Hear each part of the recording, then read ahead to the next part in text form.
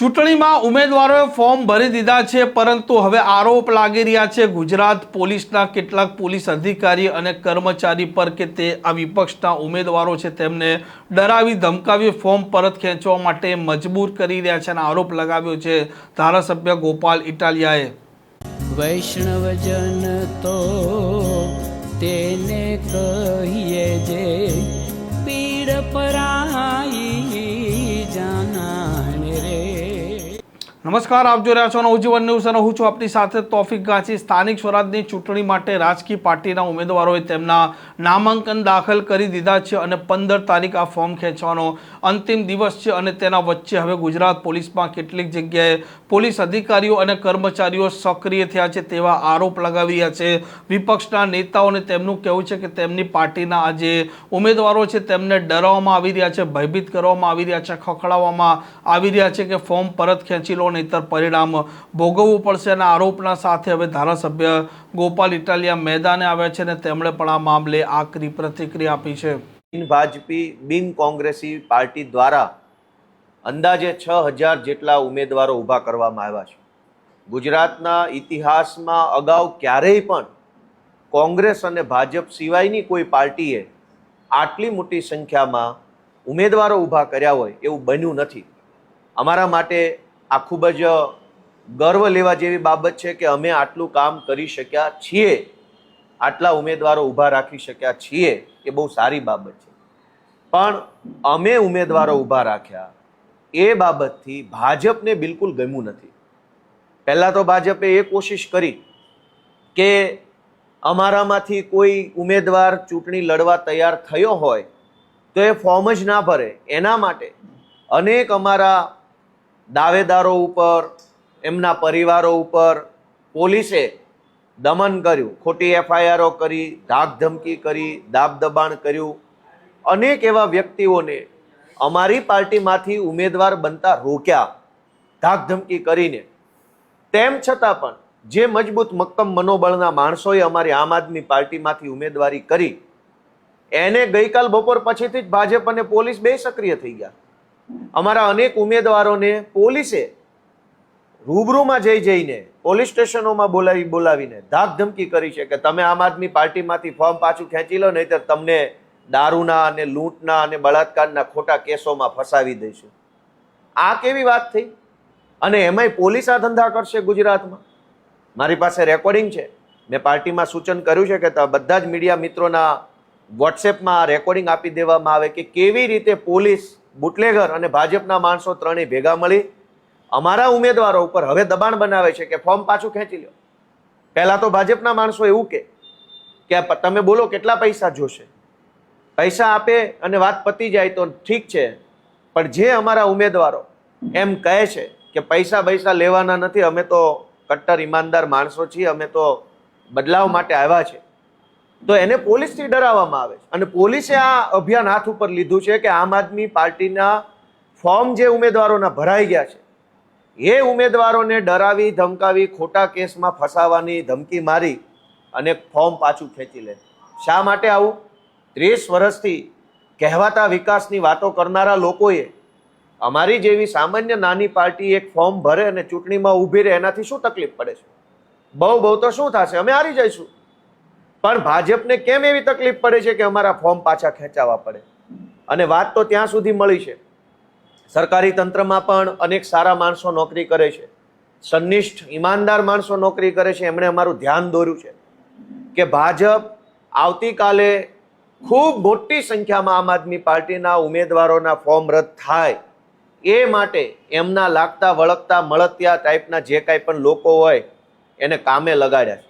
નાની નાની ભૂલો કાઢવી, ગોપાલ ઇટાલિયામાં રસવાવાળું ઈ છે, દીર્ઘ ઈ નથી, કુમારની અંદર દીર્ઘ કુ છે, રસવાવાળું કુ નથી, દિનેશને બદલે દિલેશ લખ્યું છે।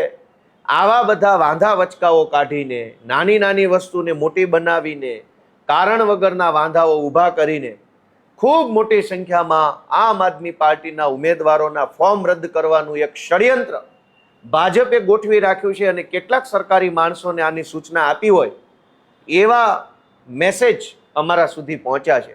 કેટલાક સારા માણસોએ અમારું ધ્યાન દોર્યું છે ભાજપની અંદર ઘણા બધા મિત્રો છે જે આવા બધા કૂડ કપટને પસંદ નથી કરતા. ભાજપના હોદ્દેદારોમાં ઘણા એવા માણસો છે જે આટલી નિમ્ન કક્ષાની રાજનીતિને પસંદ નથી કરતા. એમણે ભાજપના ઘણા માણસોએ મારું ધ્યાન દોર્યું વ્યક્તિગત ફોન કરીને કે ગોપાલભાઈ તમારી મહેનત બહુ સારી છે, પણ અમારી એટલે કે ભાજપ પાર્ટીવાળા લોકો આ નિમ્ન કક્ષાનું કૃત્ય કરવા જઈ રહ્યા છે, તમે જરાક સાવધાન રહેજો. મારી અમારા તમામ ઉમેદવારોને, ગુજરાતભરના લોકોને, સૌ જાગૃત નાગરિકોને એક વિનંતી છે કે જાગતા રહેજો, નજર રાખજો.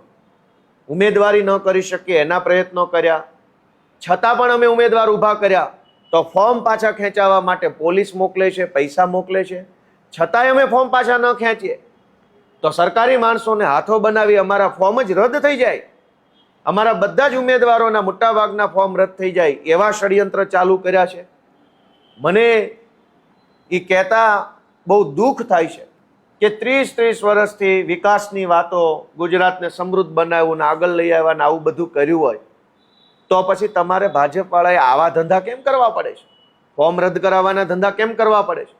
તમને તમારા કરેલા કામ ઉપર, તમારા સરકાર ઉપર ભરોસો હોય તો ચેલેન્જ ફેંકવી જોઈએ ગુજરાત ભાજપના પ્રદેશ પ્રમુખે અમને કે આમ આદમી પાર્ટી હોય એટલા ઊભા રાખી દે, બધાને હરવી દઈશું. એવી ચેલેન્જ નથી મારતા, પણ અમારા માણસોને ફોર્મ ન ભરાય, ફોર્મ કાચા ખેંચી લે એના માટે ધમકી મારે છે. મેં અમારા એક ઉમેદવારનો ઓડિયો કે કેવી રીતે પોલીસે, ભાજપે અને કોંગ્રેસના માણસો પણ આમાં સામેલ છે, કેવી રીતે આ આખું ષડયંત્ર છે એનો એક ઓડિયો મેં બધા મીડિયા મિત્રોના ગ્રુપમાં મોકલ્યો છે. મારી અમારા સૌ આમ આદમી પાર્ટીના કાર્યકર્તાઓને વિનંતી છે કે ભાઈઓ, બહેનો, અમારા યુવાનો, હજર બમ રહેજો. લડાઈ ખૂબ લાંબી છે, ખૂબ મોટી લડાઈ છે, કોઈનાથી ડરવાનું નથી. ગમે એવો મોટો તોપ હોય, ધુરંધર હોય, પણ ઈમાનદારીથી સામે પડીશું તો ગમે એવી તોપ હશે તો એ પાણીમાં બેસી જશે ને ઈમાનદારી જીતશે. આવતીકાલે કોઈ પણ સરકારી માણસો કે ભાજપના માણસો કે ગુંડાઓ કે લફંગાઓ કે પોલીસ જો ડરાવવા ધમકાવવાની કોશિશ કરે તો તાત્કાલિક એનો વિડીયો બનાવી, ઓડિયો રેકોર્ડ કરીને સોશિયલ મીડિયામાં મૂકી દેવું, જેથી કરીને લોકોને ધ્યાનમાં આવે કે કેવા પ્રકારની તાનાશાહી ગુજરાતમાં થઈ રહી છે.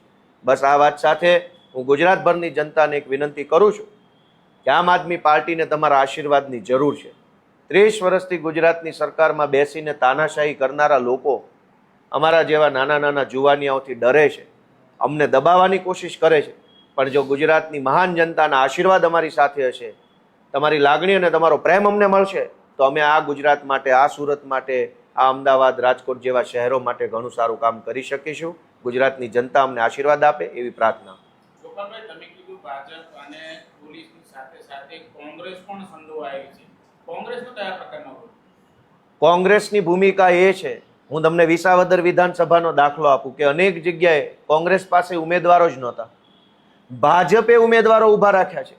ભાજપે કોંગ્રેસવાળાને ફોન કર્યા, કોંગ્રેસના ઉમેદવારને પૈસા આપ્યા, ફોર્મ ભરાયું. એવું વિસાવદરનો જ દાખલો છે મારી પાસે. હું તમને 5 નામ આપી શકું. અહીં કતારગામમાં શું થયું?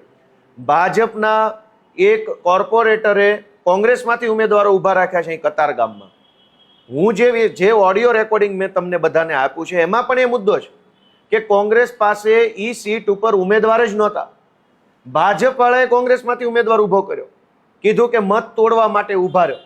ગુજરાતની લગભગ નહીં તો 200 એવી સીટો છે કે જ્યાં કોંગ્રેસને ભાજપમાંથી ઉમેદવારો આવ્યા અને ભાજપના પૈસા ભાજપના, ઉમેદવાર ભાજપનો, ટિકિટ કોંગ્રેસની અને ચૂંટણીમાં મત તોડવા માટે ઊભું રહેવાનું. આવી રીતે પોલીસ, ભાજપ, કોંગ્રેસ ત્રણેય ષડયંત્ર કરી અને અમારી જેવી નાનકડી એવી આમ આદમી પાર્ટીની સામે પડ્યા છે. મને તો એ વાતની ખુશી થાય છે કે પોતાની જાતને વિશ્વની સૌથી મોટી પાર્ટી ગણનારા લોકો અમારી જેવા નાના માણસોથી આટલા ડરે છે, એ વાતની મજા અલગ લેવલની છે. આમ ધારાસભ્ય ગોપાલ ઇટાલિયાનું કહેવું છે કે આમ આદમી પાર્ટી હોય કે વિપક્ષના જે ઉમેદવારો છે તેમના પોલીસવાળા કેમ ડરાવી રહ્યા છે, કેમ ધમકાવી રહ્યા છે અને ફોર્મ પરત ખેંચવા માટે આ સત્તા પક્ષના ઈશારે તે પોલીસ કામ કરે છે તેવો પણ તેમનો આરોપ છે. આ પ્રકારના સમાચાર માટે નવજીવન ન્યૂઝની ચેનલ સાથે જોડાયેલા રહો. નમસ્કાર.